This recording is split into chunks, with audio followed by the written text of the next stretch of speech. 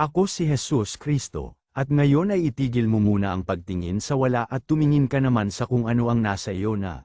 Sabi mo mahal mo ako, pero bakit puro reklamo, puro daing, at puro reklamo ang laging lumalabas sa bibig mo araw-araw? Marami sa inyo ang akala nyo na magiging masaya lang kayo kapag nakuha nyo na ang gusto nyo, kapag yumaman na kayo, o kapag nawala na ang lahat ng problema. Mali ang pananaw na yan. Ang katotohanan ay ito, ang pasasalamat ay hindi resulta ng pagiging masaya, kundi ang siyang dahilan kung bakit ka nagiging masaya at pinagpapala. Sa mundo ngayon, sanay na sanay kayo sa wanting more, o pagnanais ng higit pa. Dahil sa social media, nakikita nyo ang buhay ng iba kaya laging feeling nyo ay kulang kayo, laging feeling nyo ay kapos kayo, at laging feeling nyo ay unfair ang buhay. Kaya naman nawawala ang peace of mind nyo at nawawalan kayo ng gana. Pero gusto kong maintindihan mo na ang pasasalamat ay isang desisyon at isang ugali na kailangan mong sanayin, hindi lang emosyon. Sinasabi ko sa inyo sa unang Tesalonica Kapitulo 5 versikulo 18, sa lahat ng bagay ay magpasalamat kayo, sapagkat ito ang kalooban ng Diyos.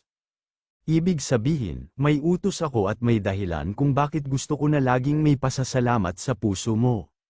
Sa tunay na buhay, mapapansin mo na yung mga taong kontento at masaya, hindi dahil sila ang pinakamayaman, kundi dahil sila ang pinakamapagmasid.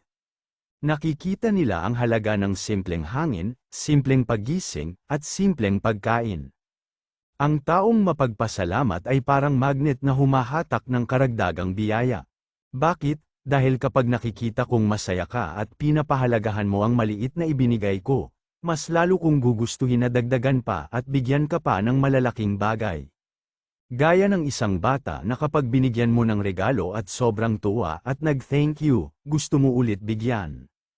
Pero kapag kunwari lang o nagrereklamo pa, nawawalan ka ng gana. Huwag mong hayaang ang inggit o ang comparison ang sira sa buhay mo. Ang buhay mo ay hindi contest, ito ay regalo. Ang pasasalamat ay parang magic button na kapag pinindot mo, nagbabago ang paningin mo, yung dating problema, nagiging hamon na lang. Yung dating mabigat, nagiging magaan na lang, kaya ngayon, simulan mo ang araw mo ng pasasalamat at tapusin mo rin ang pasasalamat.